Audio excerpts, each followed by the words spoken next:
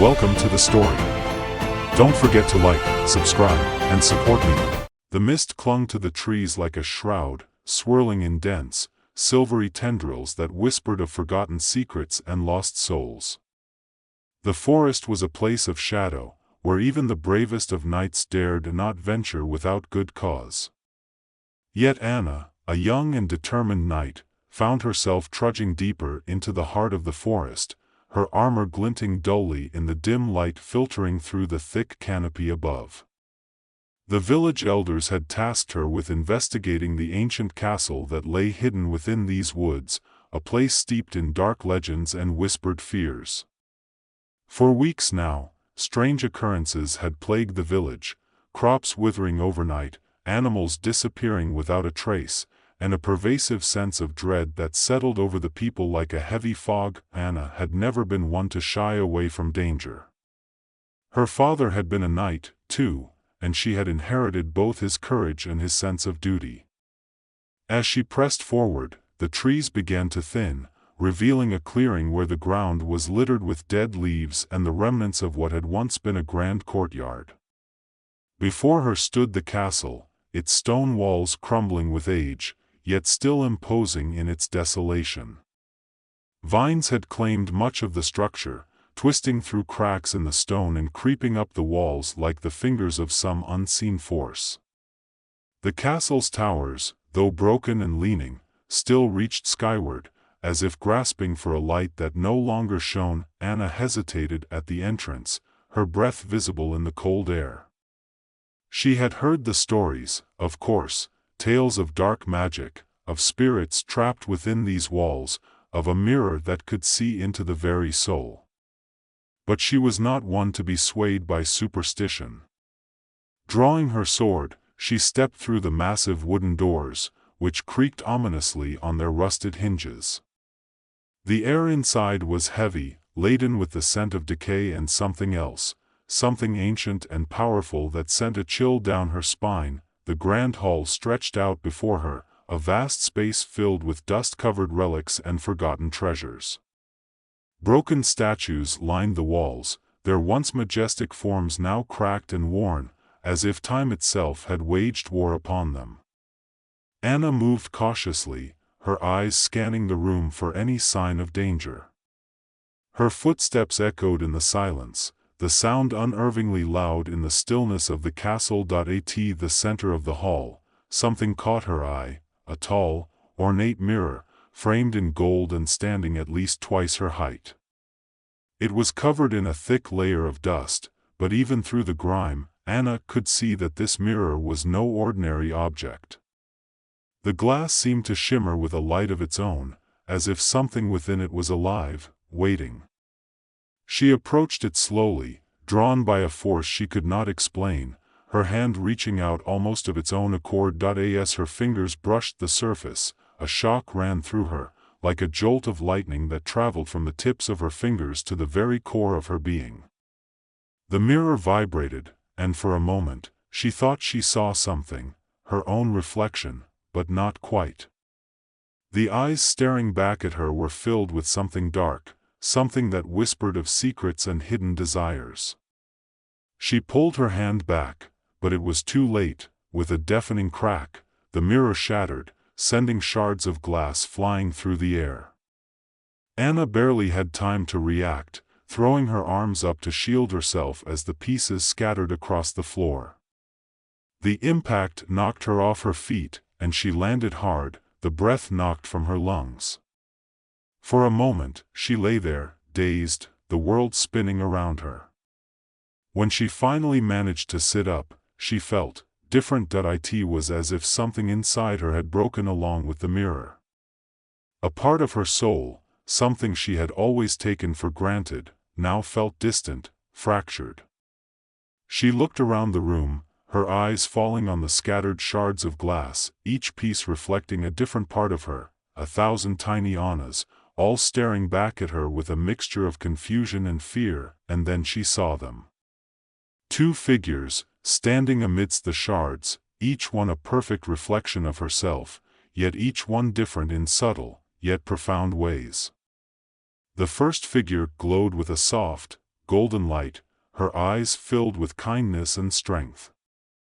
This was Anna as she had always seen herself, the brave knight, the protector of the weak, the embodiment of virtue. The second figure, however, was darker, her eyes sharp and filled with a cold, calculating gleam. This Anna was something else entirely. She was the embodiment of every dark thought, every fear, every hidden desire that Anna had ever buried deep within her heart. The two figures stood in silence for a moment, staring at each other with an intensity that made the air hum with tension. And then, as if by some unspoken agreement, they turned to face the real Anna, who was still sitting on the cold, stone floor, her heart pounding in her chest. "You have broken the mirror," the light Anna said, her voice soft and gentle, yet filled with an undercurrent of sorrow. "And in doing so, you have broken yourself. You should have known better," the dark Anna added, her tone sharp and mocking. "But now, there is no going back. You are no longer whole." Anna struggled to her feet, her mind racing. What are you?" "We are you," the light Anna replied. "The parts of you that were hidden, now brought to the surface. You have shattered the mirror, and with it, your soul has been split into two. The mirror was never meant to be broken," the dark Anna continued, her eyes narrowing. "It was created to reveal the truth, to show you who you really are. But now, you must face the consequences." Anna felt a wave of fear wash over her. What do I do?" "You must find a way to repair the mirror," the light Anna said. "Only then can you be made whole again. But be warned, the path ahead will not be easy. The castle is filled with dangers, and your greatest enemy may be yourself. And if you fail," the dark Anna added with a sinister smile, "you will be trapped in this fractured state forever, your soul torn apart by the war within you." Anna swallowed hard, the weight of their words pressing down on her like a heavy burden. She had no choice. She had to find a way to fix the mirror, to reunite the pieces of her soul before it was too late. Taking a deep breath, she sheathed her sword and began to search the room for any clues, the two halves of her soul watching her every move. As she moved through the castle, it quickly became clear that this was no ordinary place. The walls seemed to shift and change, leading her down corridors that twisted and turned in impossible ways. The air was thick with magic, a dark and oppressive force that made her skin prickle with unease. But she pushed forward, driven by the knowledge that her very soul depended on her success. The first trial came in the form of a shadowy creature that emerged from the darkness, its eyes glowing with a malevolent light. It was a twisted, nightmarish version of a wolf, its body distorted and stretched, its teeth sharp and dripping with black ichor. The light Anna urged her to show mercy, to find another way, but the dark Anna whispered that this creature was a threat, that it would only bring more pain and suffering if left alive. Caught between these conflicting voices, Anna hesitated, and the creature lunged at her with a snarl. Instinct took over, and she drew her sword, the blade flashing as she struck. The creature let out a howl of pain as it fell, its body dissolving into a pool of shadow. Anna stared at the spot where it had been, her heart heavy with the knowledge that the dark Anna had been right. Mercy had no place in this twisted world. But even as the creature vanished, Anna felt a pang of guilt. The light Anna's disappointment was palpable, a silent reproach that weighed on her like a stone.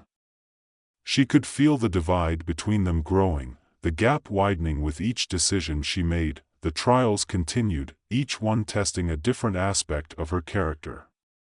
She faced riddles that required both wisdom and cunning, traps that demanded both speed and patience, and battles that called for both strength and compassion. Each time, the two Annas offered their guidance, one urging her to act with honor and mercy, the other pushing her to be ruthless and pragmatic.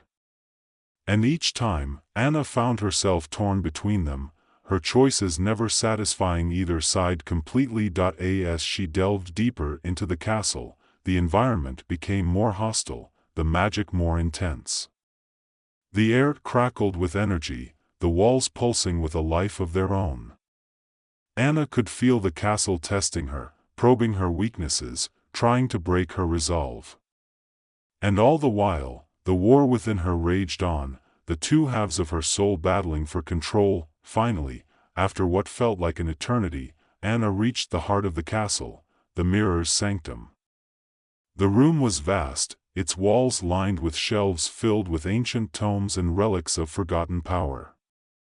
At the center of the room stood a large, ornate pedestal, upon which rested the shattered remains of the mirror. The glass was still cracked, but it shimmered with a faint light, as if it were waiting for something. Standing beside the mirror was a figure, tall and imposing, its form wreathed in shadow. Anna recognized it immediately, the guardian of the mirror, the being who had created it long ago. The guardian's eyes glowed with an otherworldly light, and when it spoke, its voice was deep and resonant, filled with the weight of countless years. "You have come far," the guardian said, its gaze fixed on Anna. "But your journey is not yet complete. The mirror can be repaired, but it will require more than just the physical pieces. You must confront the two sides of your soul and bring them into harmony, or the mirror will never be whole." Anna felt a surge of frustration. "I've tried," she said, her voice trembling. "But they are so different, so opposed. How can I bring them together when they are constantly at war?" "The war within you is a reflection of the war within us all," the guardian replied. "We are all made of light and dark, of virtue and vice. It is only by accepting both that we can find true balance. You must learn to see the value in each side, to understand that they are both necessary parts of who you are." The words struck a chord within Anna, resonating with a truth she had been avoiding. She had spent so much time fighting against the darkness within her, trying to suppress it, to deny its existence. But now, standing in the sanctum, she realized that the darkness was just as much a part of her as the light. Without it, she would not be whole. Taking a deep breath, she turned to face the two Annas, who had followed her into the room. They stood on either side of her, each one a mirror of the other, yet so different. The light Anna looked at her with eyes filled with compassion and understanding, while the dark Anna's gaze was sharp and calculating, filled with a quiet intensity. "I need both of you," Anna said, her voice firm. "I can't be whole without accepting both sides of who I am.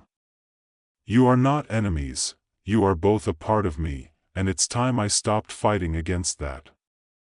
The two Annas exchanged a glance, and for a moment, the tension between them seemed to dissolve. The light Anna stepped forward, her expression softening. "You are stronger than you know," she said. "You have the power to bring us together, to find the balance within yourself." The dark Anna nodded, her eyes narrowing thoughtfully. "But it won't be easy. There will always be a struggle, a push and pull between the two sides. You must be willing to face that, to embrace the conflict rather than shy away from it." Anna closed her eyes, taking a deep breath. She could feel the two halves of her soul within her, the light and the dark, each one vying for control. But now, instead of resisting, she welcomed them both, allowing the two forces to merge within her, to become one. It was not an easy process. There was pain, as if her very being was being torn apart and stitched back together. But she endured it, knowing that this was the only way to truly be whole. When she opened her eyes, the room was filled with a soft, golden light. The two Annas were gone, and in their place stood a single, unified version of herself. She felt different, stronger, more complete. The war within her was not over, but it was no longer a battle to the death. It was a dance, a delicate balance between light and dark, and she was the one in control. The guardian watched her with a nod of approval. "You have done well," it said. "The mirror is now ready to be repaired. But remember, the balance you have found is fragile. You must continue to nurture it, to find harmony within yourself each day." Anna approached the mirror, placing her hands on the shattered glass. As she did, the pieces began to glow, their edges softening and melding together. The cracks slowly disappeared, the glass becoming whole once more. When the process was complete, the mirror stood before her, as perfect as it had been when she first found it. She gazed into the mirror, and for the first time, she saw herself, not just the light or the dark, but the whole of who she was. The reflection smiled back at her, filled with both strength and vulnerability, with courage and doubt. And she knew that she was finally at peace. The castle, sensing the change, began to transform. The shadows retreated, the walls repairing themselves, the once decaying structure coming back to life. The air grew warmer, the oppressive magic lifting as the light filled the space. Anna could feel the castle's gratitude, its acknowledgement that she had restored the balance not just within herself, but within the very heart of the ancient structure. With the mirror restored, Anna knew her journey was complete. She left the sanctum, the castle's halls now bright and welcoming. As she made her way back through the corridors, she felt a lightness in her step, a sense of accomplishment and purpose. The trials she had faced, the battles both within and without, had forged her into something stronger, something greater than she had been before. When she emerged from the castle, the mist that had once clung to the forest was gone, replaced by a clear, bright sky. The path ahead was open, the way home clear. As she made her way back to the village, she carried with her the shard of the mirror, a small piece of glass that she had kept as a reminder of her journey.